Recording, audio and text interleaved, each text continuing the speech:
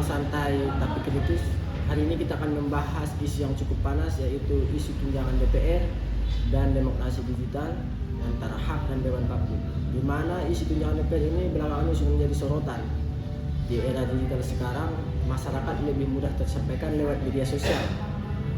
Apakah tunjangan DPR ini wajar sebagai hak wakil rakyat atau malah menjadi beban publik yang membuat masyarakat sudah tidak percaya lagi dengan lembaga legislatif? Hari ini kita akan bahas bersama narasumber yang sudah kita undang dan pengamat politik yang sudah hadir di sini. Nah, hari ini kita akan membahas isu yang cukup panas, yaitu isu tunjangan DPR dan demokrasi digital antara hak dan dewan publik. Di mana isu tunjangan DPR itu yang menjadi sorotan belakangan ini, dan di era digital sekarang masyarakat lebih mudah tersampaikan lewat media sosial. Apakah wajar tunjangan DPR itu hak sebagai wakil rakyat atau malah menjadi beban publik yang membuat masyarakat tidak percaya lagi dengan lembaga legislatif?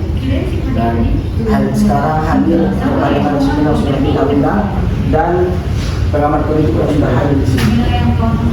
Saya langsung bertanya kepada Bu Rini. Banyak orang yang sudah kaget dengan angka tunjangan rumah DPR ini, hampir 50 juta, yang mengenai kebijakan ini. Pertama, saya tegas dulu yang mengenai kebijakan ini. Ini merupakan bukan sebuah keputusan pribadi dari lembaga DPR itu sendiri.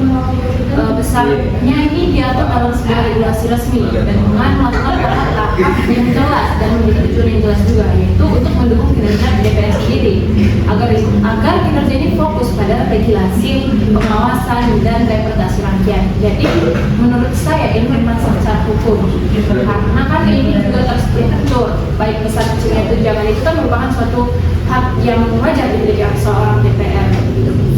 Berarti sudah menjadi hasil keputusan bersama.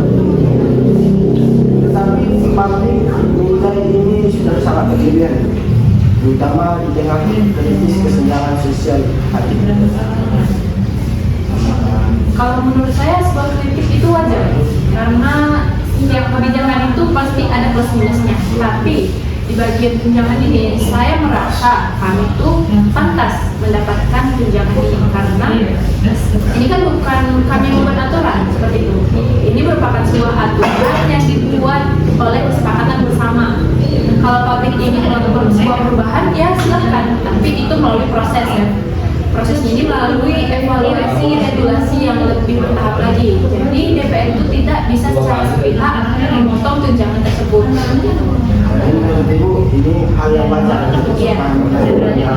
Dan kita akan kepada Pak Edi sebagai pengamat politik. Bagaimana Anda membaca kebijakan ini, apalagi protes yang langsung berbicara di media sosial? Ya, apa yang telah terjadi di Indonesia selama 2 tahun ini merupakan kesalahan yang sangat menarik. Karena secara teori kita bisa menggunakan konsep demokrasi digital, di mana menurut teori ini media digital dapat memperluas ruang partisipasi rakyat apapun dan juga dapat mempercepat arus informasi. Jadi ketika publik mengetahui tunjangan DPR dinaikkan, dan hanya dalam beberapa hari hitungan jam, opini publik langsung terbentuk dan reaksi marah langsung tersebar luas, yang memicu terjadinya gelombang demonstrasi. Yang menjadi persoalan di sini adalah DPR masih berlogika lama. Mereka selalu berlindung di balik regulasi mereka yang formal. Padahal di era yang sekarang ini, di era digital ini, legitimasi politik tidak hanya lagi ditentukan oleh hukum, tapi juga dapat ditentukan oleh persepsi publik.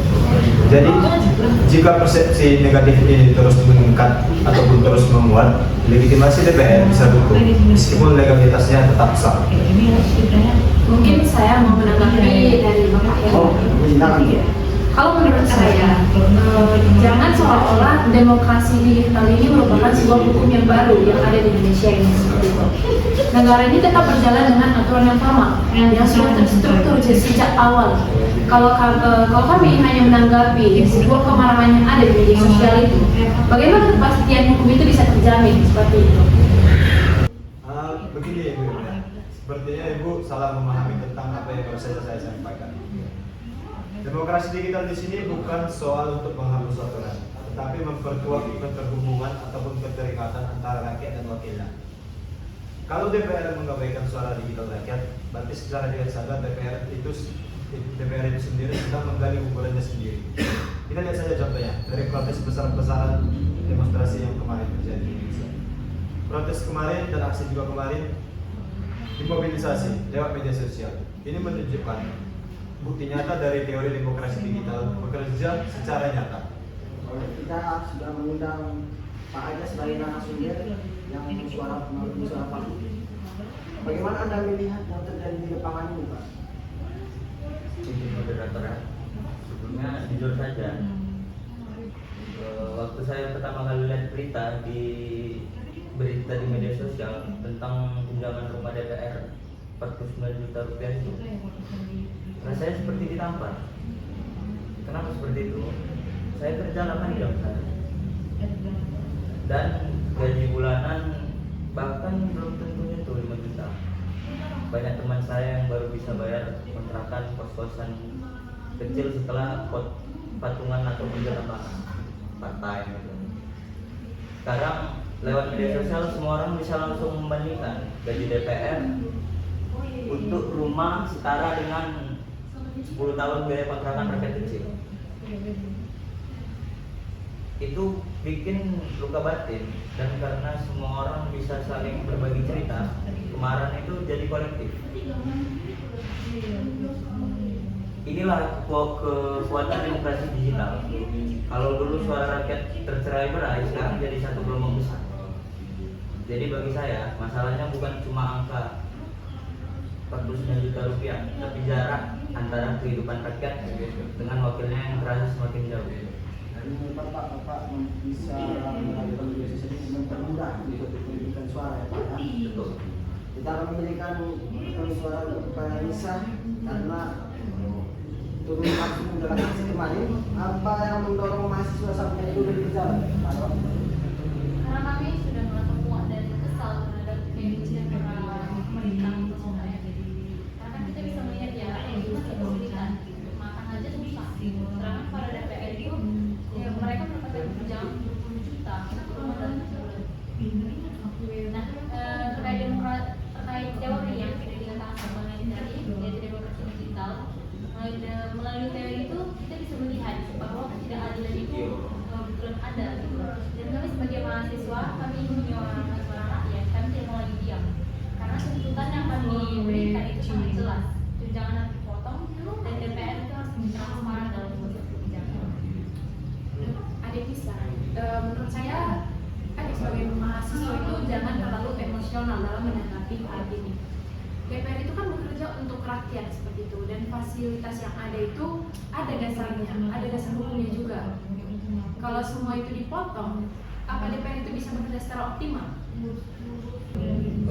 Optimal untuk siapa yang maksud itu rakyat? Apa untuk diri sendiri? Dan seperti Bapak katakan tadi, bekerja untuk rakyat, ini masih banyak rakyat yang kita lihat sekarang itu masih kekurangan. Dan kalian melakukannya secara kebijakan yang memang itu kadang secara tertutup. Jadi masyarakat masih melaksanakan dan merasa ini tidak adil. Nah, jangan bicara soal hukum, karena demokrasi digital itu menunjukkan hukum bisa dipertanyakan kalau tidak adil.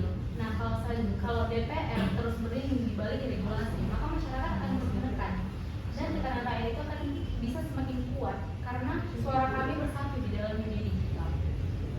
Jadi gini, moderator izinnya, sebagai rakyat biasa, saya setuju dengan Isa. Kenapa? Sah secara hukum mungkin ya, tapi adil tidak. Demokrasi digital membuat kami sadar betapa timpangnya kehidupan wakil rakyat dan rakyatnya sendiri. Kalau DPR tidak mau berubah, rakyat akan menghukum, bukan di jalan saja, tapi di kota Semarang. Bisa menambahkan apa yang disampaikan oleh saudara Arya dan saudara Nisa, ini merupakan poin yang sangat penting. Demokrasi digital di sini bukan hanya sekedar teori, tetapi ia mempunyai konsekuensi yang nyata. Dan di dalamnya termasuk protes yang cepat, opini terbentuk secara cepat, dan hukum elektoral yang juga bisa secara cepat.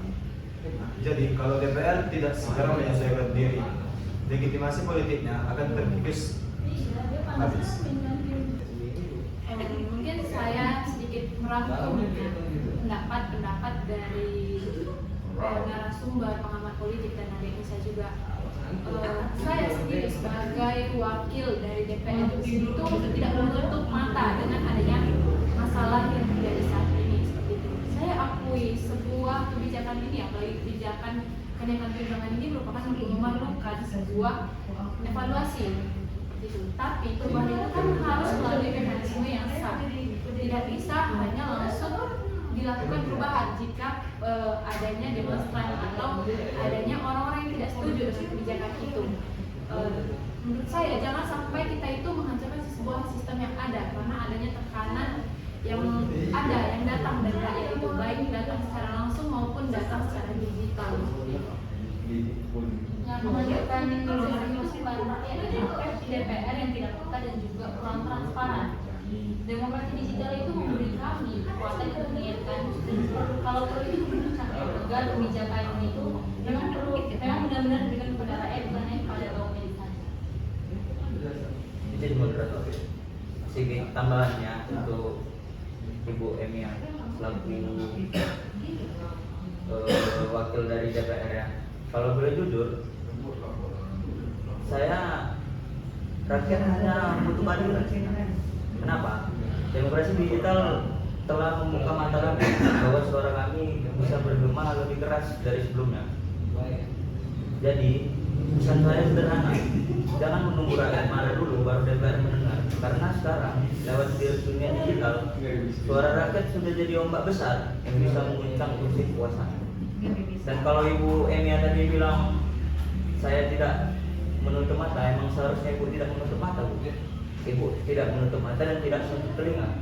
Karena jika Ibu menutup mata dan telinga, apa yang bisa Ibu dengar dari suara rakyat? Terutama rakyat-rakyat kecil seperti kami. Oke, perdebatan hari ini cukup panas dan di mana isu tunjangan DPR bukan hanya soal hukum, tetapi juga soal moralitas dan demokrasi digital sudah mengubah politik Indonesia. Dan terima kasih kepada narasumber yang hadir di sini dan pengamat politik dan di sini. Sekian, terima kasih.